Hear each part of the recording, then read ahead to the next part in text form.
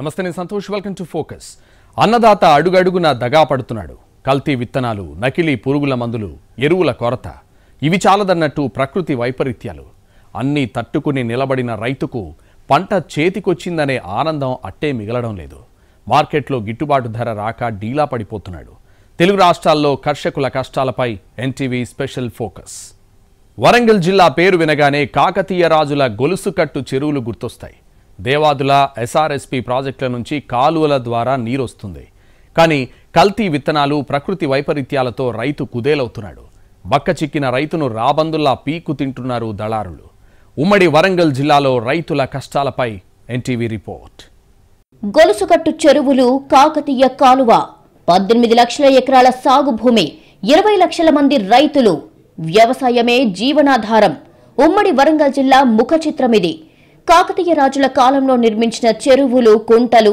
Devadula SRSP కాలువపై ఆధారపడి వ్యవసాయం చేస్తున్నారు ఇక్కడి రైతులు ఉమ్మడి వరంగల్ జిల్లాలో వ్యవసాయమే జీవనాధారం 75 మండలాల్లో గల 18 లక్షల ఎకరాల సాగు భూమి 21 లక్షల 68 వేల మంది రైతులు ఉన్నారు వర్షాకాలంలో 15 లక్షల 50 వేల ఎకరాల్లో సాగు చేస్తున్నారు ఇక్కడ నల్లరేగడి ఎర్రచలక స్వభావం గల భూములు ఉన్నాయి వీటిలో పత్తి వరి మొక్కజొన్న మిర్చి కంది వేరుశనగ ప్రధాన పంటలు చిరుధాన్యాల సాగు చాలా తక్కువగా జరుగుతుంది పసుపు వేరుశనగ వంటి వాణిజ్య పంటల సాగు కూడా తగ్గించేశారు రైతులు యూరియా బస్తాలు దొరకకపోవడం వలన చాలా నష్టమే ఎలా అంటే నష్టం ఒక రెండు యూరియా బస్తాలు ఒకటి కోరమండల్ ఇట్లా కలిపి వేస్తే సరిపోయేది ఈ యూరియా రెండు దొరుకుతలేవు కదా ఇప్పుడు కోరమండలం అయినా 20 అయినా కానీ డైరెక్ట్ వేసుడు అవుతుంది ఏం కలపకుండా వేయడం వలన మనకు ఖర్చు అనేది పెరిగిపోతుంది ఉమ్మడి వరంగల్ జిల్లాలో ఈ ఏడాది ప్రధాన పంటలైన పత్తి వరి మొక్కజొన్న సాగు విస్తీర్ణం గణనీయంగా పెరిగింది గతేడాది 9 లక్షల ఎకరాల్లో వరి సాగు జరిగితే ఈ ఏడాది మరింత పెరిగింది గతేడాది 5 లక్షల ఎకరాలకు పైగా పత్తి సాగు జరిగితే ఈ ఏడాది అది 6.5 లక్షల ఎకరాలకు పెరిగింది గతేడాది మిర్చి పంట దిగుబడి బాగానే వచ్చినా గిట్టుబాటు ధర దక్కలేదు దీంతో రైతులు నష్టపోయారు ఈ ఏడాది మిర్చి సాగును తగ్గించిన రైతులు మొక్కజొన్న సాగు విస్తీర్ణం పెంచారు ఊళ్ళల్లో ఒక్క బస్తా కోసం మినిమం 150 బస్తాలు వచ్చినాయి అనుకో 200 మంది ఉంటాను లాస్ట్కి వచ్చినోడు మనకి యూరియా బత్తే దొరకలేదు అదొక మేజర్ సమస్య పొద్దున్న తిరిగితే ఒక్క బస్తా దొరకలేదు దాన్ని తీసుకొచ్చి వరికేద్దామంటే ఆ వరి పంట ఇప్పుడు పొట్టదశలో ఉంది దానికి కనీసానికి యూరియా వేద్దామంటే అక్కర్లేదు కొనబోతే కొరువు ఉంది అమ్మబోతే అడుగు ఉంది సుమారు 1,20,000 ఎకరాల్లో మొక్కజొన్న సాగు జరుగుతుంది పత్తి సాగులో జనగామ జిల్లా ప్రథమ స్థానంలో ఉంది 1,65,000 ఎకరాల్లో సాగు జరుగుతుంది వరంగల్ జిల్లా రెండో స్థానంలో ఉంది ఇక్కడ 1,31,000 ఎకరాల్లో సాగు జరుగుతుంది మహబూబాబాద్ లో 1,25,000 ఎకరాలు హనుమకొండలో 1,09,000 ఎకరాలు భూపాలపల్లిలో 1,08,000 ఎకరాలు ములుగులో 25,000 ఎకరాల్లో ప్రస్తుతం పత్తి వేసినట్టు అధికారిక లెక్కలు చెబుతున్నాయి పత్తి ఎత్తే ఎండాకాలంలో వేసినాం బుక్కడి నీళ్ళు అయ్యి ఎత్తే అది ఎత్తుకోకుంటాయి వానలు పడి అంతా దివాలి ఖరాబ్ అయిపోయింది అంత కూలీలకే అయింది మేమేం చేసినా ధర లేదు మార్కెట్కి చూస్తే అడ్డికి పావుసారి 4,500 600 అమ్ముతారు మేమేం చేయాలి రైతులు ఇక అల్లి బస్తాలు 12 బస్తాలు వచ్చింది అంత ఖరాబ్ అయిపోయింది అల్లి ఇక మళ్ళీసారి ఎడితే కథ వాన చేపట్టి అంత పోయింది 4 ఎకరాలు పత్తి వేసినాం దాంట్లో అంత కొడితే అది 25,000 దాకా పెట్టుబడి అయింది ఇప్పుడు వర్షాలతోటి మొత్తం ఖరాబ్ అయిపోయింది ఇక్కడ మార్కెట్కి వేసుకొస్తే 4,000కి ఇంటిని అడుగుతాం ఏం చేయాలి రైతుల గురించి బాగా వరి విషయానికి వస్తే ఉమ్మడి వరంగల్ జిల్లాలో 9,12,000 ఎకరాల్లో సాగు చేశారు రైతులు జిల్లాల వారీగా చూస్తే జనగామలో అత్యధికంగా 2,13,000 ఎకరాలు మహబూబాబాద్ లో 2,12,700 హనుమకొండలో 1,46,000 ఎకరాలు వరంగల్లో 1,35,000 ఎకరాలు భూపాలపల్లి ములుగు జిల్లాల్లో 1,00,000 ఎకరాలుగా ఉంది వరి సాగు విస్తీర్ణం ఈ ఏడాది 18 లక్షల టన్నుల ధాన్యం దిగుబడి వస్తుందని అధికారుల అంచనా దీనికి తగ్గట్టుగా ధాన్యం కొనుగోళ్లకు ప్రణాళిక రూపొందించారు కొనుగోళ్లకు సంబంధించి మక్కల కొనుగోళ్లకు సంబంధించి వరి ఏమో ఐకేపీ కేంద్రాల ద్వారా కొనుగోలు ప్రారంభం కావాలి తర్వాత మక్కలు కానీ ఇట్లాంటి ముడి ధాన్యాలు ఏవైతున్నావో అవన్నీ కూడా మార్కెట్ ద్వారా కొనుగోలు ప్రారంభం కావాలి పత్తి కాటన్ కార్పొరేషన్ ఆఫ్ ఇండియా కొనుగోలు కేంద్రాల ద్వారా ప్రారంభం కావాలి కానీ ఇవి సకాలంలో ప్రారంభం కాకపోవడం వల్ల అనేక మార్కెట్లలో ప్రైవేట్ మార్కెట్దారులకు రైతులు అమ్ముకోవాల్సినటువంటి దయనీయమైనటువంటి పరిస్థితి రాష్ట్రంలో నెలకొంటుంది అక్కడ దళారీలు నిర్ణయించినటువంటి మద్దతు ధర కంటే కూడా సగానికి సగం తగ్గించి ఆ వచ్చినటువంటి పత్తిలో నల్ల పత్తి ఉందనేటువంటిది అనేక రకాల ఇబ్బందులు పెట్టేసి తేమ ఉందని చెప్పి అనేక రకాలుగా ఇబ్బందులు పెట్టేసి రేటుని తగ్గిస్తున్నటువంటి పరిస్థితి ఉంది. ఈసారి మొక్కజొన్న సాగు విస్తీర్ణం 1,20,000 ఎకరాలకు పెరిగింది. మునుపటి కంటే 35,000 ఎకరాల్లో అదనంగా మొక్కజొన్న సాగు చేస్తున్నట్టు గుర్తించారు. గతంతో పోల్చితే ఈసారి మిర్చిని తగ్గించారు. మొక్కజొన్నలు రేటు ఎక్కువగా ఉండడం, 2 పంటలు అందించే అవకాశం ఉండడంతో మొక్కజొన్నపై ఆశలు పెట్టుకున్నారు రైతులు. ఎకరం మీద ఎంతలేను ఒక 15 క్వింటాల ఆవేరు రావాలి మనకు. అటువంటిది 6, 5, 7, 8 దాటలేదు. దాంతో కొద్దిగా ఎఫెక్ట్ ఎక్కువ అవుతుంది. మళ్ళీ ఇంట్లో రేటు కలిసి వస్తలేదు. రేటు 7,000 లోపలికే పోతుంది. ఎప్పుడైనా 8,000, 9,000, 10,000 వరకు పోతున్నా బాగుండు.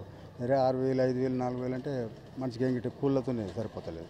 కూళ్ళు మందు బస్తాలు పెట్టుబడి ఎక్కువ అవుతుంది. ఉమ్మడి వరంగల్ జిల్లాలో చిరుధాన్యాల సాగు తగ్గిపోతుంది. గతంలో వరితో పాటు చిరుధాన్యాల సాగు పెద్ద మొత్తంలో జరిగేది. గతంలో 1,00,000 ఎకరాల్లో చిరుధాన్యాలు సాగు చేసిన రైతులు ఈసారి 15,000 ఎకరాల్లో కూడా ఆ పంటలు వేయలేదు. గతంలో కొర్రల వంటి చిరుధాన్యాలతో పాటు వేరుశనగ, జొన్న, ఉల్లి వేసేవారు. కానీ ఇప్పుడు వాణిజ్య పంటల కంటే కాపు త్వరగా వచ్చే వాటిపై ఆసక్తి చూపిస్తున్నారు రైతులు. సంప్రదాయ పంటల్ని పూర్తిగా పక్కన పెట్టేశారు. చేతికందిన పంటను అమ్ముకోవడంలో ఎదురవుతున్న ఇబ్బందులే దీనికి కారణం. కేంద్ర ప్రభుత్వం కొనుగోలు కేంద్రాలు, వాళ్ళు నిర్వహించేటువంటి కొనుగోలు కేంద్రాలు ఏవైతున్నాయో వాటిని సక్రమంగా నిర్వహించి ప్రైవేటు మధ్య దళారీలని నియంత్రించేటువంటి చర్యలు చేపట్టాలి. మన రాష్ట్ర మార్కెటింగ్ శాఖ ఉంది. మార్కెటింగ్ శాఖ కొనుగోలు కేంద్రాలని సక్రమంగా నిర్వహించే విధంగా, మద్దతు ధర అమలయ్యే విధంగా చర్యలు చేపట్టాలి. మొత్తానికి పంటను అమ్ముకోవడానికి ఇబ్బందులు. గిట్టుబాటు ధర రాని పంటల జోలికి వెళ్లడం లేదు రైతులు. పసుపు, వేరుశనగ వంటి వాణిజ్య పంటల సాగును తగ్గించేశారు. వాతావరణ మార్పులు ఉమ్మడి వరంగల్ జిల్లా రైతులను ఇబ్బంది పెడుతున్నాయి. ఇక కల్తీ విత్తనాలు, నకిలీ ఎరువులు నట్టేట ముంచుతున్నాయి. నోటికాడి ముద్దను గద్దల్లా తన్నుకుపోతున్నారు దళారులు. చివరికి రైతుకు అప్పులే మిగులుతున్నాయి. ఉమ్మడి వరంగల్ జిల్లాలో సుమారు 18 లక్షల ఎకరాలకు పైగా సాగు భూములు ఉన్నాయి. వర్షాధారంగానే ఇక్కడ పంటలు వేస్తున్నారు రైతులు. వర్షాలు సమృద్ధిగా పడితే మంచి దిగుబడులు వస్తున్నాయి. లేదంటే రైతు నష్టపోవడం జరుగుతూ వస్తుంది. 4-5 సంవత్సరాలుగా వాతావరణంలో అనూహ్య మార్పులొచ్చాయి. అవసరమైనప్పుడు వర్షం పడడం లేదు. నీళ్ల అవసరం లేనప్పుడు అతిగా వర్షం పడడం వల్ల రైతులకు చేటు జరుగుతుంది. విత్తనాలు అనేది ఈరోజు రైతాంగాన్ని చాలా తీవ్రంగా నష్టపరుస్తున్న పరిస్థితి అనేది ఉంది. దీనికి ప్రధాన కారణం ఏంటంటే విత్తన సంస్థలకు ఈ విత్తనాలను పూర్తిగా ప్రభుత్వం వదిలివేయడం, ప్రభుత్వానికి విత్తనాల మీద సరైన అజమాయిషి లేకపోవడం, దీనివల్ల ఏంటంటే కల్తీ విత్తనాలు అనేది పుట్టగొడుగులుగా వచ్చేసి రైతాంగాన్ని ముంచుతున్న పరిస్థితి అనేది ఉంది. దీంతో వందలాది ఎకరాల్లో పంట నీళ్ల పాలవుతుంది. వరి మొదలు మొక్కజొన్న వరకు ఏ పంట పండించినా రైతులు కూడా సంతోషంగా లేకుండా పోతున్నారు. అధిక వర్షాల వల్ల మిర్చి రంగు మారుతుంది. ప్రతి చేలలో నీళ్లు నిలిచిపోవడం వల్ల దిగుబడి తగ్గిపోతుంది. పూత రాలిపోతుంది. అష్టకష్టాలు పడి రైతులు పంట పండిస్తే ఆ తర్వాత గిట్టుబాటు ధర రావడం లేదు. చివరికి అప్పులే మిగులుతున్నాయి. ఎకరం మీద ఎంతలేను ఒక 15 క్వింటాల ఆవేరు రావాలి మనకు. అటువంటిది 6, 5, 7, 8 దాటలేదు. దాంతో కొద్దిగా ఎఫెక్ట్ ఎక్కువ అవుతుంది. మళ్ళీ ఇంట్లో రేటు కలిసి వస్తలేదు. రేటు 7,000 లోపలికే పోతుంది. ఎప్పుడైనా 8,000, 9,000, 10,000 వరకు పోతున్నా బాగుండు. వేరే 6,000, 5,000, 4,000 అంటే మంచిగా ఏంటి కూలతోనే సరిపోతలేదు. కూళ్ళు మందు బస్తాలు పెట్టుబడి ఎక్కువ అవుతుంది. ఎకరాలల్లా ఇప్పుడు 2 బత్తాలు తెచ్చిన కాయ అంతా మురిగిపోయింది. 7 లాసే. అలా వండేది ఎంతో పోయేది ఎంతో కోసకి ఏర్పడుతుంది. ఇక ఇప్పుడు ఇంకో చెట్టుకి 20 గాల కాయలు ఉన్నాయి. ఇక అవి భగవంతుందయ్యా. వేసంగిలో చెరువులు, ఎస్ఆర్ఎస్పీ, దేవాదుల ప్రాజెక్టుల నుంచి కాకతీయ కాల్వ ద్వారా వచ్చే నీటిపై ఆధారపడుతున్నారు రైతులు. అయితే సరైన సమయంలో నీరు అందక పంటలు ఎండిపోతున్నాయి. మాకు కెనాల్ ద్వారా చెర్ల నింపడం వల్ల మా అన్ని బావులు, బోర్లతోనే బతికే కూనూరు ఫ్యామిలీలు టోటలు. మాకు కెనాల్ కాలువతోనే పొలం బారదు. బోరు బావుల మీద ఆధారపడి బతుకుతాం. ఆ చెర్లలో నీళ్లు ఉండడం వల్ల భూగర్భ జలం పెరిగి ఆ యొక్క అటువంటి పంటలకు ఆ కరెంటు మోటార్తోనే పండించుకునేటువంటి రైతులము. దయచేసి ఎప్పటికైనా ఆ కాలువలు సాగు చేసి ఆ కొసాగరి ఆనకట్టు వరకు ఆ చెర్లను నింపడం వల్ల మాకు ఈ భూగర్భ జలాలు పెరిగి మాకు పంటకు నీళ్ళు అందుతాయని. మా పత్తి మాత్రం మొత్తం కాయ ఉన్నది. వర్షాలకు దెబ్బతిన్నది. ఇక ఉన్న ఆకంతా జాడిచ్చింది. ఇప్పుడు ఏం లేదు. పత్తి చేనులు అయితే ఏం లేదు. రైతులకు మాత్రం నష్టమే. పంట కాలువల నిర్వహణ అధ్వానంగా ఉంది. దీంతో ప్రాజెక్టుల నుంచి వదిలిన నీళ్లు చివరి ఆయకట్టు భూములకు చేరడం లేదు. దీంతో వందల ఎకరాల్లో పంటలపై రైతులు పెట్టిన లక్షలాది రూపాయల పెట్టుబడులు వృధా అవుతున్నాయి. వరంగల్ జిల్లాను సస్యశ్యామలం చేసేందుకు చేపట్టిన దేవాదుల ప్రాజెక్టు పనులు ఇప్పటికీ పూర్తి కాలేదు. ప్రస్తుతం 3వ దశ కొనసాగుతుంది. మినుములో పెసర్లో అదొక పంట 3 నెలలు అయిపోయే పంట చేయగలుగుతాం నీళ్లు ఉంటే. దేవాదుల ప్రాజెక్ట్ నుంచి వాటర్ మాకు విడుదల అయితే 3 పంటలు వేసుకోగలుగుతాం. మాకు సౌకర్యంగా ఉంటుంది. అలా స్టేషన్ ఖన్పూర్, జనగామ, పాలకుర్తి, వర్ధన్నపేట, నర్సంపేట ప్రాంతాలకు నీళ్లు అందడం లేదు. దీంతో వేలాది ఎకరాల్లో పంట ఎండిపోతుంది. దీనిపై రైతులు ఆందోళన చేసిన సందర్భాలు కూడా ఉన్నాయి. మరోవైపు తుఫాన్ల బెడద కూడా తప్పడం లేదు. బంగాళాఖాతంలో ఏర్పడుతున్న అల్పపీడనాల వల్ల పంట చేతికి వచ్చే సమయంలో వర్షం పడుతుంది. దీంతో పంట నేలవాలడం లేదంటే ఎండలు ఆరబెట్టిన ధాన్యం తడిచిపోవడం జరుగుతుంది. ఫలితంగా రైతులు తీవ్రంగా నష్టపోతున్నారు. ధాన్యం కొనుగోలు కేంద్రాల్లో నిర్వాహకుల నిర్లక్ష్యం కూడా అన్నదాతల పాలిట శాపంగా మారుతుంది. తేమ పేరుతో రైతుల్ని ఇబ్బంది పెడుతున్నారు అధికారులు. కాలువలు కొన్ని ప్రాంతాలకు నీళ్ళ యొక్క కాలువల మీద సరైన అజమాయిషి లేకపోవడం వల్ల సరిగా వాటిని సద్వినియోగం చేసుకోలేకపోతున్న పరిస్థితి అనేది ఉంది. వాటిని ఆ కాలువల మీద ఏందనంటే నిఘా అనేది పెంచి అన్ని కాలువలకు నీళ్ళు ఇచ్చే విధంగా చేయాల్సిన అవసరం అనేది ఉంది. అట్లాగే కొన్ని పల్లపు గ్రామాలకు నీళ్లు పోతున్న పరిస్థితి అనేది లేదు. ఎత్తిపోతల పథకమే కాబట్టి వాటికి ఆల్టర్నేటివ్గా ఇంకొక ఎత్తిపోతల పథకాన్ని ఈ గీసుకొండ ప్రాంతంలో కానీ లేకుంటే గిర్నిబాయి ఆ ప్రాంతంలో కానీ ఏర్పాటు చేసినట్టయితే అన్ని గ్రామాలకు నీటి సౌకర్యము కల్పించేందుకు అవకాశం అనేది ఉంటుంది. ఉమ్మడి వరంగల్ జిల్లాలో కల్తీ విత్తనాల బెడద ఎక్కువగానే ఉంది. పోలీసులు, వ్యవసాయ శాఖ, రెవెన్యూ అధికారులతో కూడిన టాస్క్ ఫోర్స్ బృందాలు తనిఖీలు నిర్వహిస్తున్నాయి. దీంతో ఏటా 140 కోట్ల రూపాయలు విలువ చేసే కల్తీ విత్తనాలు పట్టుబడుతున్నాయి. ఇది విత్తనోత్పత్తి రాష్ట్రం. భారతదేశంలో విత్తనాలు ఉత్పత్తి చేసేటటువంటి రాష్ట్రం తెలంగాణ. ఇది సమశీతోష్ణమైనటువంటి వాతావరణ పరిస్థితులు. ఇక్కడ ఉత్పత్తి అయినటువంటి విత్తనాలు ప్రపంచంలో ఎక్కడైనా జర్మినేషన్ ఉంటాయి. మనం ఇక్కడ నుంచి విత్తనాలను అమెరికా, చైనా, టర్కీ ఇలాంటి దేశాలకు మనం ఎగుమతి చేస్తున్నాం. మన రాష్ట్రానికి కావాల్సిన 20 లక్షల క్వింటాళ్ళు, కానీ మనం 2 కోట్ల క్వింటాళ్ళు ఉత్పత్తి చేస్తున్నాం. వాళ్లకు F1 హైబ్రిడ్ వాళ్ళకు పంపిస్తున్నాం. 3rd క్లాసు విత్తనాలను మన రైతులకు అప్పచెప్తున్నాం. కాబట్టి వ్యవసాయ శాఖ అసలు విత్తన చట్టం చేయాలి అని చెప్పని గత 10 సంవత్సరాలుగా చెబితే ఏమి పట్టించుకోవాలి. 2004లో రైతు సంఘం ఒత్తిడి వల్ల పార్లమెంట్లో విత్తన చట్టం పెట్టారు. 2004లో, ఇప్పుడు 2025 ఇప్పటి వరకు అది పెండింగ్ ఉంది. గతేడాది ములుగు జిల్లాలో మొక్కజొన్న రైతులు నిండా మునిగిపోయారు. మేల్, ఫిమేల్ అంటూ కల్తీ మొక్కజొన్న విత్తనాలను అంటగట్టారు వ్యాపారులు. అయితే చెట్టు మొలిచి ఏపుగా ఎదిగినా కంకులు రాలేదు. దీనిపై పలుసార్లు అధికారుల్ని కలిసినా స్పందన లేకపోవడంతో ఆందోళనకు దిగారు. దీంతో ప్రభుత్వం స్పందించే కల్తీ విత్తనాలు అందజేసిన కంపెనీ యాజమాన్యంపై చర్యలకు సిద్ధమయ్యింది. దీంతో రైతులకు పరిహారం ఇచ్చేందుకు సీడ్స్ కంపెనీ యాజమాన్యం అంగీకరించింది. గత 10 సంవత్సరాలలో 1200 కేసులు బుక్ అయినాయి. వాళ్ళందరినీ మేము పీడీ యాక్ట్ కింద జైల్లో పెడతామని చెప్పి అన్నారు. ఒక్కరిని పెట్టలే, ఒక్కరిని లైసెన్స్ రద్దు చేయాలి. అందువల్ల నాణ్యత లేని విత్తనాల వల్ల రైతులు తీవ్రమైన నష్టపోతున్నారు. దీనికి విత్తన చట్టం చేయడం ఒకటే మార్గం. రైతుల సమస్యలు చెప్పుకుంటూ పోతే చాంతాడవుతుంది. ప్రతి విషయంలోనూ అన్నదాతకు అన్యాయం జరుగుతుంది. అన్నిటినీ తట్టుకుంటూ పంటను పండిస్తున్న రైతు గిట్టుబాటు ధర రాకపోతే జీర్ణించుకోలేకపోతున్నాడు. తాను పడ్డ కష్టానికి తగిన ఫలితం దక్కాల్సిందే అంటున్నాడు. వ్యవసాయం అంటే ఆషామాషి వ్యవహారం కాదు. వాన పడుతుంటే పొలం దున్నాలి, పొద్దు పడవక ముందే పంటకు నీళ్లు పెట్టాలి, మండుటెండైనా కలుపు తీయాలి, ఎరువు వేయాలి. ఇదంతా ఒకెత్తు. చేతికందిన పంటను అమ్ముకోవడం మరో ఎత్తు. ఇంతకీ రైతుకు గిట్టుబాటు ధర ఎందుకు దక్కడం లేదు? పొలంలో పనిచేయడానికి కూలీలు దొరకడం లేదు. విత్తనాలు, ఎరువుల రేట్లు పెరిగిపోయాయి. పంటకు పెట్టుబడి పెరిగిపోయింది. అంతేకాదు, సాగంటే ప్రకృతిని ఎదురించాలి, పరిస్థితుల్ని జయించాలి, చీడపీడల్ని అదుపు చెయ్యాలి. ఇన్ని కష్టాలు పడి పండించిన పంటకు గిట్టుబాటు ధర వస్తుందో రాదో తెలియని పరిస్థితి. కాలువలు కొన్ని ప్రాంతాలకు నీళ్ళ యొక్క కాలువల మీద సరైన అజమాయిషీ లేకపోవడం వల్ల సరిగా వాటిని సద్వినియోగం చేసుకోలేకపోతున్న పరిస్థితి అనేది ఉంది. వాటిని ఆ కాలువల మీద ఏందనంటే నిఘా అనేది పెంచి అన్ని కాలువలకు నీళ్ళు ఇచ్చే విధంగా చేయాల్సిన అవసరం అనేది ఉంది. అట్లాగే కొన్ని పల్లపు గ్రామాలకు నీళ్లు పోతున్న పరిస్థితి అనేది లేదు. ఎత్తిపోతల పథకమే కాబట్టి వాటికి ఆల్టర్నేటివ్గా ఇంకొక ఎత్తిపోతల పథకాన్ని ఈ గీసుకొండ ప్రాంతంలో కానీ లేకుంటే గిడ్నిబాయి ఆ ప్రాంతంలో కానీ ఏర్పాటు చేసినట్టయితే అన్ని గ్రామాలకు నీటి సౌకర్యము కల్పించేందుకు అవకాశం అనేది ఉంటుంది. ఉమ్మడి వరంగల్ జిల్లాలో దాదాపు 28 లక్షల మంది రైతులు ఉన్నారు.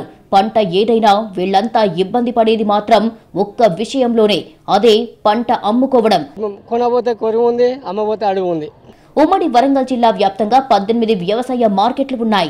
యనమామల మార్కెట్ ఆసియాలోనే అతిపెద్దది. ఇక్కడ అన్ని రకాల పంటలను అమ్ముకునే వెసులుబాటు ఉంది. అలాగే మహబూబాబాద్, కేసముద్రం, జనగామ, పరకాల, వర్ధన్నపేట, నర్సంపేట, కమలాపూర్ తదితర ప్రాంతాల్లో వ్యవసాయ మార్కెట్లు ఉన్నాయి. కానీ ఈ మార్కెట్లలో దళారీ వ్యవస్థ పెరిగిపోయింది. రైతులు పంటను అమ్ముకోవడానికి తీసుకొస్తే వాళ్లను దళారులు, వ్యాపారులు దోచుకుంటున్నారు. కనీసానికి మార్కెట్లో 7,100, 7,000 మినిమం ధర ఉంది. కనీసానికి ఒక కింటా పత్తి ఏరితే మినిమం 3,500 అవుతుంది. ఈడ ఏనన్నా ఒక బస్తా 7,000 పెడతాళ్ళు, 4,500, 5,500 అంతకు తప్పించి మార్కెట్లో వేరే రేటు లేదు. దళారీ వ్యవస్థ బాగా పుంజుకుంది. ఇక్కడ గ్రెయిన్ మార్కెట్ గత 30 ఏళ్ళ కాంచి 20 ఏళ్ళ కాంచి చంద్రబాబు నాయుడు కట్టించిన ఈ ఆసియా ఖండంలో ఇది ఫస్టో రెండోదో. కానీ ఇప్పటి వరకు ఇక్కడ రైతు బతికి బట్ట కట్టింది లేదు. ఏమున్నా కూడా దళారీ వ్యవస్థ ఈ వరంగల్ డిస్టిక్లో చాలా చలమణిలో ఉంది. మార్కెట్ కు తెచ్చిన పంటలో నాణ్యత లేదంటారు, మిర్చికి తేమ అంటారు, సైజు తగ్గిందంటారు, గింజ ఎక్కువైందంటారు, నాణ్యత లేదంటూ రకరకాల సాకులు చెబుతారు. వ్యాపారులంతా ఏకమై రైతును మోసం చేస్తున్నారు. ఎంతో కొంతకు పంటను అమ్ముకున్నా వెంటనే డబ్బులు ఇవ్వడం లేదు. నెలల తరబడి వేధిస్తున్నారు. పూత దశలో ఉండి కాయగా వస్తలేదని ఎవరైనా అధికారులను అడిగితే ఎక్కడ తెచ్చినావు వాడి మీద కేసు పెట్టుకొని బిల్లు ఇచ్చింది కదా, బిల్లు వెనక వాళ్ళు తిప్పు, దాన్ని చదువుకో అంటాడు. ఆ సెక్షన్ల ప్రకారం, ఆ డిమాండ్ ప్రకారం అక్కడ ఏమని రాసి ఉంటుంది, ఆ కంపెనీ మీద కేసు వేసుకోపోమని ఆయన అంటాడు. ఈ రైతు ఒక్కడు పోయి ఆ కేసు వేయలేడు, రైతు నిలబడలేడు, ఆ కోట్ల చుట్టూ తిరగలేడు, న్యాయం జరగలేదు. ధాన్యం విషయానికి వస్తే ప్రభుత్వ కొనుగోలు కేంద్రాలకు తరలించిన తర్వాత దాదాపు నెల రోజుల పాటు వేచి చూడాల్సిన పరిస్థితి. అప్పటి వరకు రోజు ధాన్యాన్ని ఆరబెడుతూ ఉండాలి. ఆ పని చేయడానికి కూలీలు దొరక్క ఇబ్బంది పడుతున్నారు రైతులు. ఇంటిల్లిపాది వ్యవసాయ మార్కెట్లోనే ఉంటూ ధాన్యం ఆరబెట్టే పనిలో నిమగ్నమైపోతున్నారు. తీరా అకాల వర్షం పడిందంటే ధాన్యం తడిచిపోతుంది. దీంతో రైతు మరింత నష్టపోతున్నాడు. అన్ని బాగున్నా అమ్మే సమయంలో ప్రతి క్వింటాల్కు 4 కిలోలను తరుగు పేరుతో తీసేస్తున్నారు వ్యాపారులు. ఈ దోపిడీని అరికట్టే నాదుడు కనిపించడం లేదు. ములుగు జిల్లా, భూపాలపల్లి జిల్లాలో కనీసం వ్యవసాయ మార్కెట్లు లేవు. అక్కడి నుంచి రైతులు తమ పంటను అమ్ముకోవడానికి వరంగల్ యనమామల మార్కెట్కు తీసుకెళ్లాల్సి ఉంటుంది. పరకాలలో మార్కెట్ ఉన్నా అక్కడ సరిగ్గా కొనుగోలు జరగడం లేదు. ఒక్కోసారి వరంగల్కు తీసుకెళ్లి పంట అమ్ముకోవాల్సిన పరిస్థితి ఎదురవుతుంది. దీంతో రవాణా ఖర్చులు రైతుకు భారంగా మారుతున్నాయి. ప్రధాన పంటల పరిస్థితి ఇలా ఉంటే మామిడి, జామ రైతుల ఇబ్బందులు మరోలా ఉన్నాయి. వ్యాపారులంతా ఏకమై ధరను అమాంతం తగ్గించేస్తున్నారు. ఈదురుగాలికి మామిడికాయలు పడిపోతే వాటికి రేటు కట్టడం లేదు. నాణ్యమైన మామిడి పంటను కూడా వ్యాపారులు చెప్పిన ధరకే అమ్ముకోవాల్సిన పరిస్థితి. రైతుకు పంట పండినా రైతే మునగాలి. ఇక్కడికి వచ్చినాక వాళ్ళ ఇష్టారాజ్యంతో ఉంటారు. వాళ్ళు చెప్పినట్టే రైతు తినాలి. రైతు అనేటోడు 75 సంవత్సరాల స్వతంత్ర భారతదేశంలో ఇప్పటి వరకు రైతు మీదనే ప్రతి ఒక్క నాట్యం చేయగలుగుతాడు. కానీ రైతు తను పండించిన ధరకు తాను నిర్ణయించుకున్నప్పుడే ఈ భారతదేశానికి నిజమైన స్వతంత్రం వచ్చింది. రవాణా ఖర్చులు పెరిగిపోతున్నాయి. కూలీల వేతనాలు పెరిగాయి. విత్తనాలు, ఎరువుల ధరలు పెరిగాయి. కానీ తమ పంటకు ఏమాత్రం గిట్టుబాటు ధర రావడం లేదంటున్నారు రైతులు. సాధారణంగా పంట దిగుబడి తగ్గినప్పుడు డిమాండ్ పెరుగుతుంది. కానీ రైతుకు మాత్రం గిట్టుబాటు ధర ఇవ్వడం లేదు. మరోవైపు రిటైల్ మార్కెట్లో మాత్రం ధర అమాంతం పెంచేస్తున్నారు. అదేమిటి అంటే ఈసారి దిగుబడి తగ్గింది అంటున్నారు. ఎలా చూసినా దళారులు, వ్యాపారులే లాభపడుతున్నారు. అటు రైతు, ఇటు వినియోగదారుడు నష్టపోతున్నారు. ఈ పరిస్థితిలో మార్పు రావాలి అనే డిమాండ్ సగటు జీవుల నుంచి వినిపిస్తుంది. ప్రభుత్వం ఏదైనా, పాలకులు ఎవరైనా అన్నదాత జీవితంలో మాత్రం మార్పు రావడం లేదు. కష్టపడి పండించిన పంటకు గిట్టుబాటు ధర లభించడం లేదు. దీంతో వ్యవసాయం చేయాలంటేనే ఆలోచించాల్సిన పరిస్థితి నెలకొంది. అందరికీ అన్నం పెడుతున్న రైతు తాను మాత్రం విషం తినే దుస్థితి ఎదుర్కొంటున్నాడు. రైతును రాజు చేస్తామని, వ్యవసాయం దండగ కాదు పండగ చేస్తామన్న వాళ్ళు మాత్రం కనుచూపు మేరలో కానరావడం లేదు. మరి రైతుల జీవితాల్లో వెలుగు ఎప్పుడు నిండుతుందో, నేల తల్లిని నమ్ముకున్న రైతు తల ఎత్తుకొని జీవించే రోజు ఎప్పుడు వస్తుందో. ఇది ఇవాల్టి ఫోకస్. నమస్తే.